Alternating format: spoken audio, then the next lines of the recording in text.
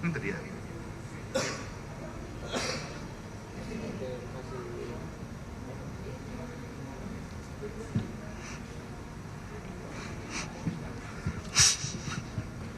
Oke rekan-rekan, bisa dimulai?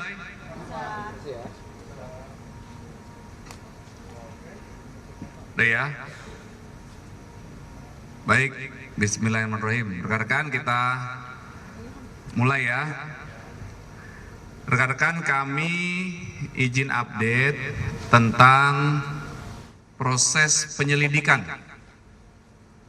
yang dilakukan oleh tim gabungan dari penyelidik Subdit Resmob Ditreskrim Polda Metro Jaya bersama-sama dimulai dari proses mendatangi TKP, olah TKP awal bersama-sama dengan Polsek Menteng dan Polres Metro Jakarta Pusat.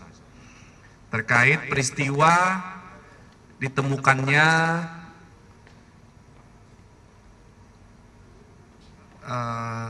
jenazah, ada korban seorang laki-laki di sebuah kamar kos di daerah Gondang Dia Kecil, Menteng beberapa waktu yang lalu, yaitu tanggal 8 Juli 2025. Perlu kami sampaikan bahwa korban ditemukan dalam kondisi wajah tertutup plastik, kemudian terlilit lakban berwarna kuning di tempat tidurnya, kemudian tertutup selimut. Korban di atas tempat tidurnya ditemukan dengan menggunakan kaos dan celana pendek.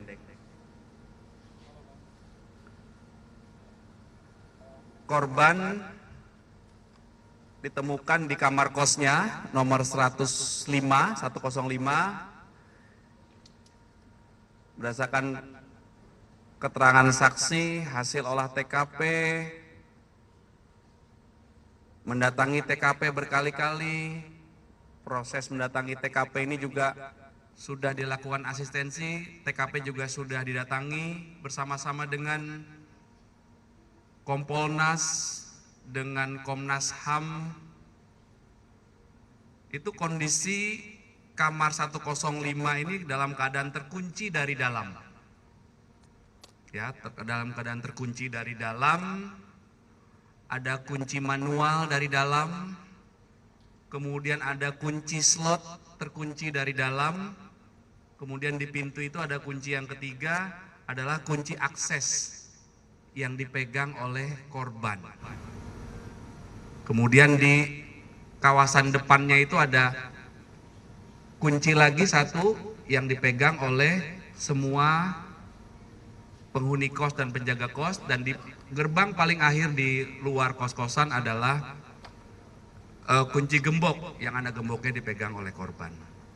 Kemudian kondisi kamar atau akses masuk ke kamar itu, masuk ke kamar ya, ke dalam kamar ada dua. Yang pertama pintu, itu dalam kondisi terkunci dari dalam. Kemudian yang kedua jendela. Jendela juga ditemukan dalam keadaan terkunci dari dalam. Kemudian saat dilakukan olah TKP, mengamankan barang bukti, kemudian melakukan wawancara terhadap beberapa saksi. Fakta yang ditemukan oleh penyelidik bahwa penjaga kos itu saudara S dan satu penghuni lainnya, ya, satu penghuni kamar lainnya saudara F, ya, FM, adalah pihak yang pertama kali memasuki atau mengecek kamar kos. Karena ada permintaan dari istri korban dan harinya kepada penjaga kos untuk melakukan pengecekan ke kamar korban karena istri korban tidak dapat menghubungi korban karena handphone korban mati.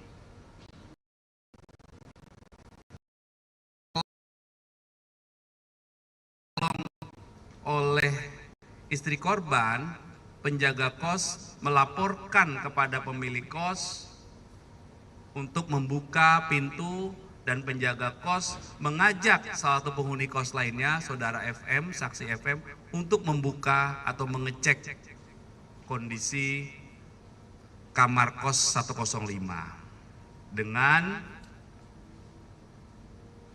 jadi penjaga kos dan saksi penghuni kos lainnya, saudara FM, berupaya masuk ke dalam kamar korban dengan mencongkel jendela, kemudian membuka slot dari dalam, membuka kunci manual, akhirnya pintu berhasil dibuka. Sampai dengan saat ini, rekan-rekan, tim penyelidik telah melakukan klarifikasi pengambilan keterangan dalam tahap penyelidikan setidaknya ada 15 orang. Ya, 15 orang itu dari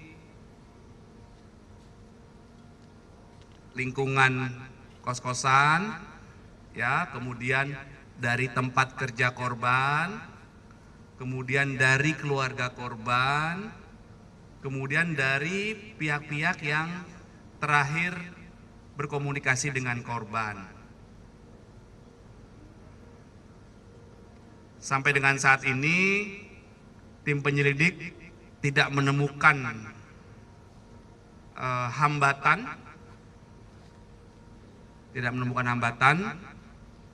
kemudian dengan senantiasa mengedepankan prinsip penyelidikan atau mengungkap peristiwa ini harus berdasarkan scientific crime investigation, maka penyelidik melakukan pemeriksaan dan kerjasama dengan beberapa ahli. Ya, ini merupakan komitmen Polda Metro Jaya dalam mengungkap peristiwa agar akuntabel, agar profesional, proporsional, dan nanti hasil akhirnya akan dilaksanakan atau dijelaskan secara transparan. Ya, saat ini masih berproses.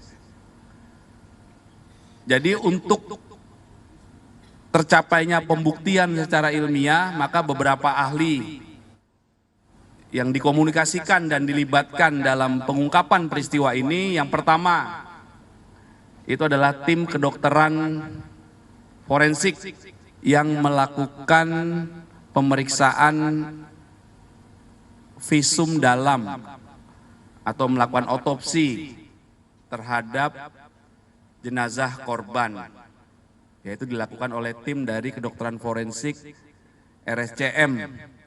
Nah, dalam pemeriksaan otopsi terhadap jenazah korban ini juga dilakukan ya pemeriksaan toksikologi untuk mengetahui tadi, kalau otopsi tadi untuk mengetahui penyebab kematian. Ya, sama nanti juga akan dijelaskan oleh ahli perkiraan jam kematian. Kemudian dalam proses otopsi ini juga dilibatkan ahli pendukung antara lain untuk dilakukan pemeriksaan toksikologi, untuk dilakukan pemeriksaan apakah dalam jenazah ini ada kandungan-kandungan zat kimia, racun, dan lain sebagainya. Kemudian pemeriksaan pendukung lainnya dengan mengambil beberapa sampel organ dalam korban, itu dilakukan pemeriksaan histopatologi untuk melakukan pemeriksaan penyakit dalam. Ini kelompok ahli yang pertama. Kemudian yang kedua, penyelidik telah melakukan pemeriksaan sidik jari berdasarkan sidik jari yang diambil dari TKP. Ya, dari barang-barang yang ada di TKP itu diambil, ya. Sampelnya, kemudian pemeriksaan sidik jari ini dilakukan oleh tim dari Inafis Bareskrim Polri. Kemudian yang ketiga, penyelidik juga saat melakukan olah TKP, mengecek barang-barang, itu mengambil beberapa sampel DNA untuk dilakukan proses pemeriksaan DNA. Kelompok yang keempat adalah untuk melakukan pemeriksaan secara laboratoris terhadap barang bukti elektronik yang ditemukan di TKP dan untuk mengungkap peristiwa ini seperti laptop, handphone, kemudian CCTV. CCTV ini setidaknya penyelidik telah mengambil rekaman dari 20 titik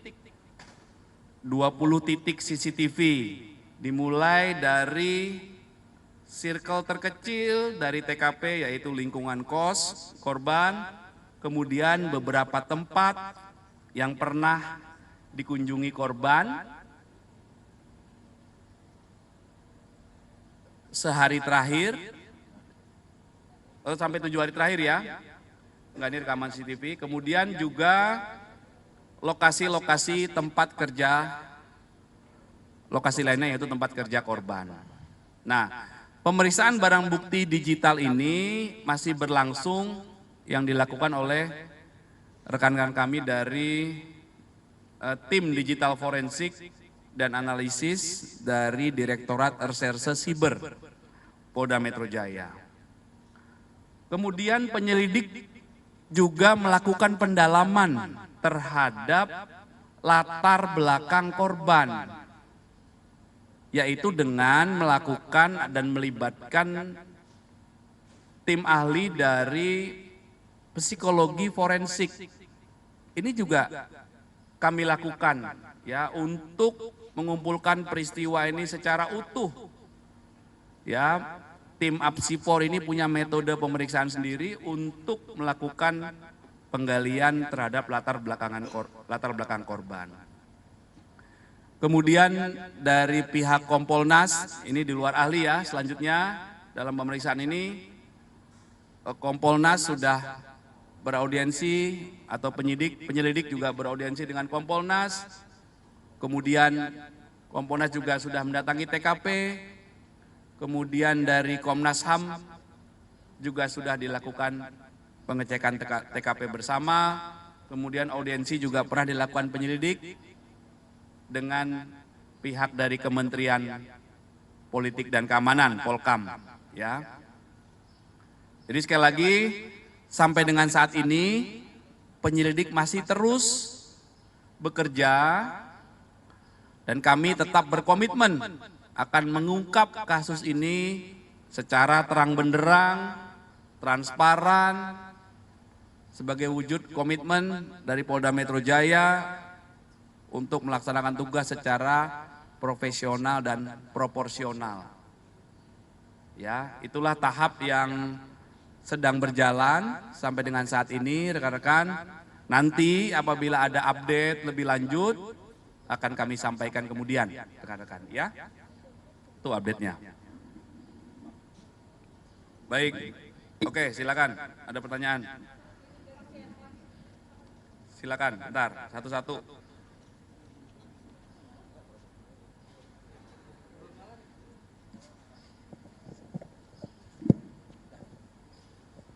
Siang Pak, saya Irin dari CNN. Berarti kan kemarin ada penambahan waktu 6 hari, apakah ada penambahan waktu 6 kemarin kan dibilang disebut meminta waktu penambahan 6 hari lagi sejak hari kejadian. Kan pertama Kapolda bilangnya meminta waktu 7 hari, kemudian ada 6 hari lagi untuk mengungkap kasus ini diumumkan ke publik. Nah, berapa lama lagi publik harus menunggu untuk mengungkap kasus ini Pak? Dan tadi Bapak bilang nggak ada hambatannya, tapi kenapa butuh waktu hampir 2 minggu untuk mengungkap kasus ini Pak?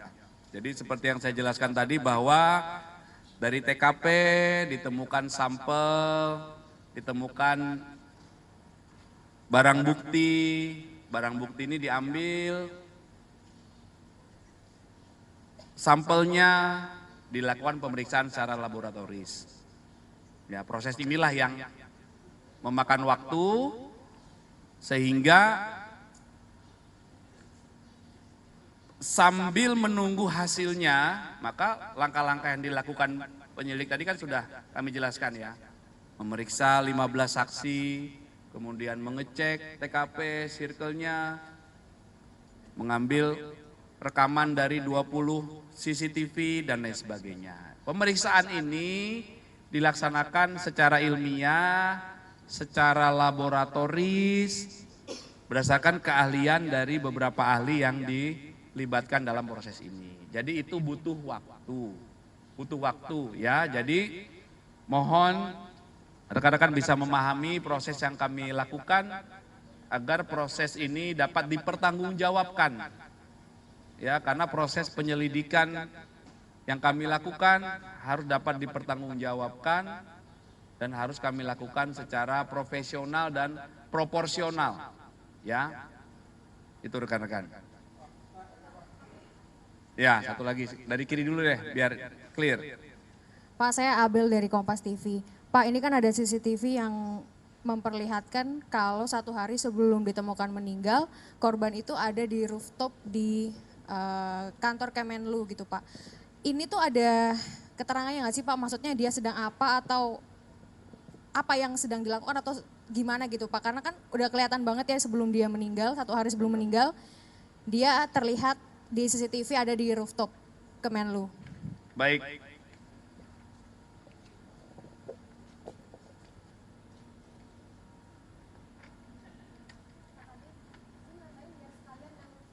Oke. Dari rooftop itu katanya dilihat juga korban ini terlihat celingak-celinguk sama bahkan ninggalin tas dan belanjaan Pak di rooftop. Jadi pas turun tuh udah nggak bawa tas, itu gimana Pak? Baik.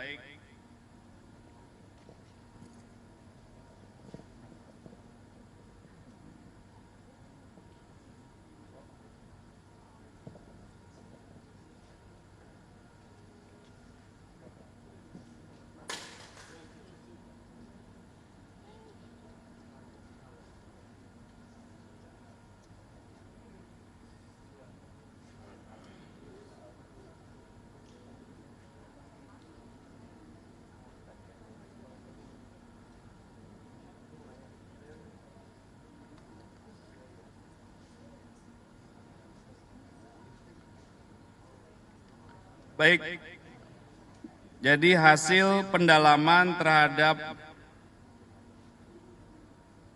CCTV yang ada di gedung Kemenlu tempat korban bekerja, kemudian hasil pemeriksaan saksi-saksi yang dilakukan oleh penyelidik, maka diduga tanggal 7 Juli 2025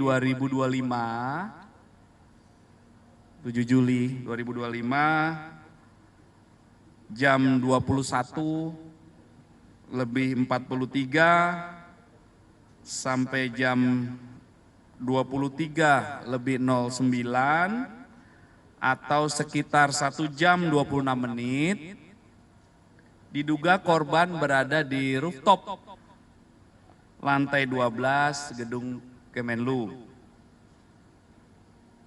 Kemudian penyelidik mendapatkan fakta bahwa berdasarkan pengamatan CCTV tersebut, awalnya korban naik membawa tas gendong dan tas belanja, kemudian saat turun korban sudah tidak membawa tas gendong dan tas belanja. Inilah fakta yang ditemukan. Ya, ini masih dikumpulkan terus, kumpulan fakta-fakta, nanti kesesuaian, apa yang dilakukan korban di sana dan lain sebagainya.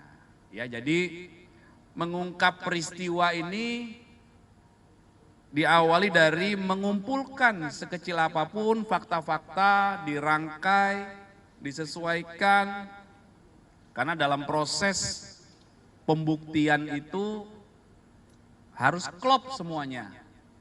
Antara TKP dengan saksi, TKP dengan barang bukti, ya. Dalam peristiwa umum ada lagi kesesuaian antara TKP dengan tersangka dalam peristiwa kejahatan. Tapi yang dalam peristiwa ini masih dalam tahap penyelidikan. Sekali lagi bahwa penyelidikan itu adalah serangkaian upaya yang dilakukan oleh penyelidik untuk menemukan atau mencari tahu apakah peristiwa ini nanti ada dugaan pidana atau tidak. Ini masih di tahap itu. Ya, jadi kumpulan fakta-fakta tadi, makanya rangkaian kenapa penyelidik perlu memeriksa teman kerja korban, keluarga korban, orang-orang terakhir yang bersama korban, yang mengantar korban dari titik A ke B dan sebagainya, untuk membuat cerita itu menjadi lebih utuh.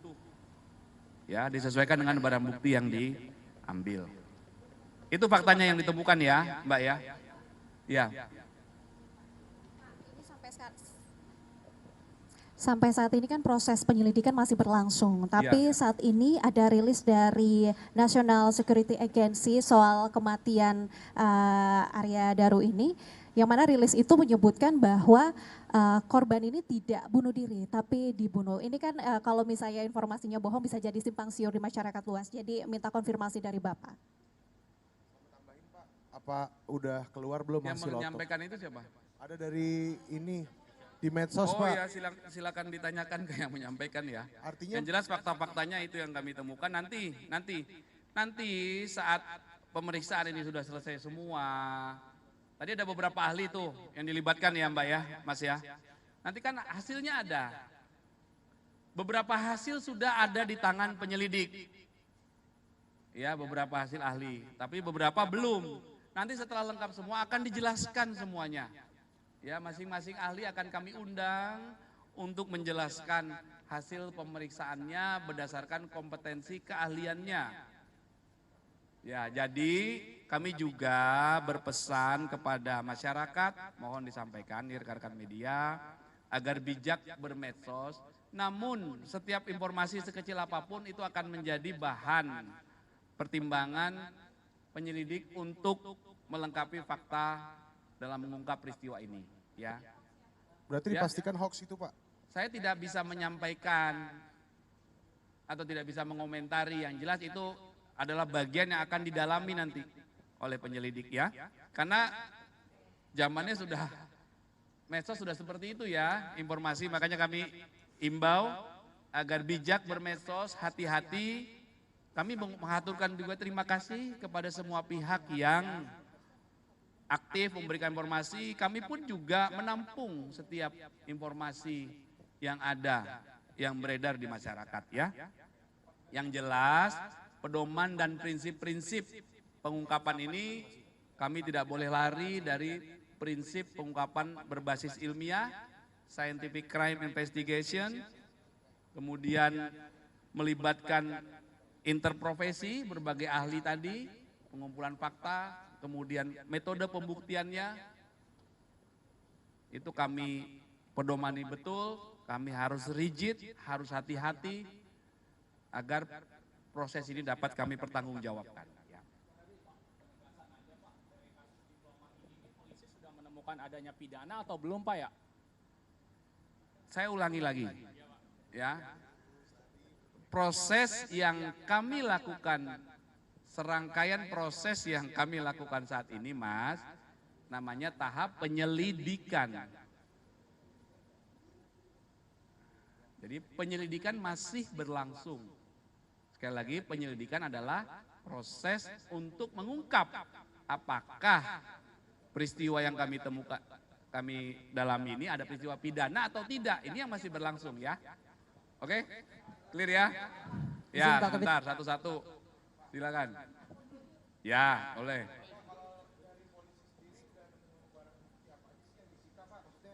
Ada apa aja misalnya laptop berapa, handphone berapa itu yang disita? Ya, ada beberapa detailnya ya. Tadi sudah, nanti detailnya disampaikan saat akhir ya. Jadi dari mulai TKP itu gudang barang bukti. ada barang bukti barang-barang milik korban, kemudian kondisi korban bagaimana, kemudian ada barang bukti lain pendukung, itu semua. Nanti detailnya akan kami sampaikan ya. Ya. Pak. Ya. Ya. Silakan. Pertama terkait dengan sampah yang dibuang oleh korban pada saat sebelum kejadian, karena biasanya penghuni di sana rata-rata naruh sampah itu di depan pintu rumahnya gitu. Nah, untuk sampah ini apakah dari hasil pemeriksaan polisi ada kaitannya dengan peralatan yang digunakan korban pada saat ditemukan di TKP. Kemudian yang kedua dari CCTV yang tadi disita, apakah ada CCTV dari pusat perbelanjaan di mana korban membeli perlengkapan seperti lakban, gunting dan sebagainya. Terima kasih Pak. Ya, jadi semua barang-barang yang terkait dengan pengungkapan peristiwa ini sudah dilakukan penyitaan, ya, diamankan oleh penyelidik untuk dilakukan pendalaman. Ya, CCTV tadi ada 20 titik, itu juga dilakukan pendalaman bagaimana keseharian korban beberapa hari sebelumnya. Itu merupakan bagian yang didalami. Jadi pertanyaan Mas Adi itu sudah dilakukan semua oleh penyelidik, nanti detailnya akan kami update kemudian. Ya. Iya, ya ada 20 titik CCTV ya, itu termasuk. Ya.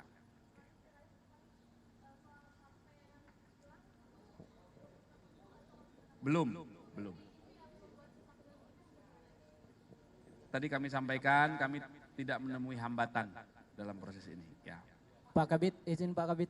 Ya, silakan. Boleh dipaparkan juga mungkin yang soal tadi tas yang ditinggalkan di rooftop itu isinya apa aja ya Pak Kabit? Itu yang pertama. Terus ya, yang kedua, nanti kami jelaskan lebih lanjut ya. Oke. Terus yang kedua soal ini Pak Kabit, mungkin bisa dijelaskan apa kemudian ahli yang salah satu dilibatkan itu adalah politik dan keamanan, apa konteksnya dalam hal ini? Kompolnas, kemudian Komnas HAM, dan Kementerian Polkam. Ya. Polkam itu dalam konteks ini apa? Audiensi. Ya. Ya, audiensi. Maksudnya kan dia dilibatkan dalam penyelidikan ini. Audiensi. Ya, audiensi penyidik kepada pihak Kompolnas, kemudian Polkam. Kemudian mendatangi TKP bersama-sama dengan Kompolnas dan juga Komnas HAM. Bisa mungkin dijelasin Pak Kabit soal Polkam ini konteksnya apa? Kenapa kemudian diperlukan audiensi dan semacamnya gitu terlibat dalam penyelidikan ini? Ya, kami menerima penyidik melakukan komunikasi, koordinasi, kemudian melakukan audiensi. Ya, terkait dengan peristiwa ini. Oke? Ya. Pak izin kan tadi Bapak bilang bakal mendalami juga ya soal latar belakang korban. Ya. Nah sejauh ini dari hasil pendalaman penyelidik apakah ditemukan informasi bahwa korban ini sudah berkali-kali mencoba untuk mengakhiri hidupnya. Kemudian yang kedua mau penegasan lagi soal yang saat kondisi jenazah saat ditemukan.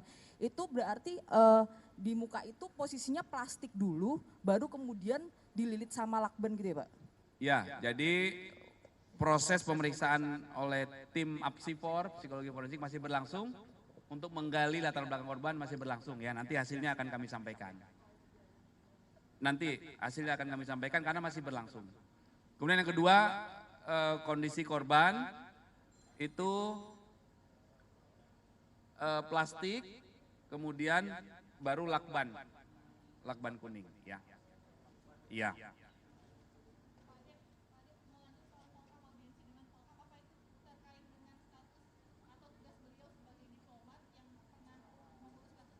Terkait peristiwa, bagaimana proses yang dilakukan oleh Polda Metro Jaya dalam pengungkapan peristiwa ini, secara umum seperti itu. Terkait dengan bagaimana Polda Metro Jaya mengungkap peristiwa ini.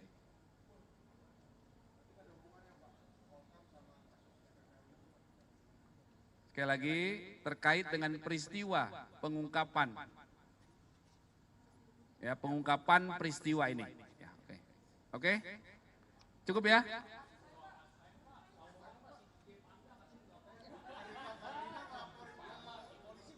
Ya, mohon waktu.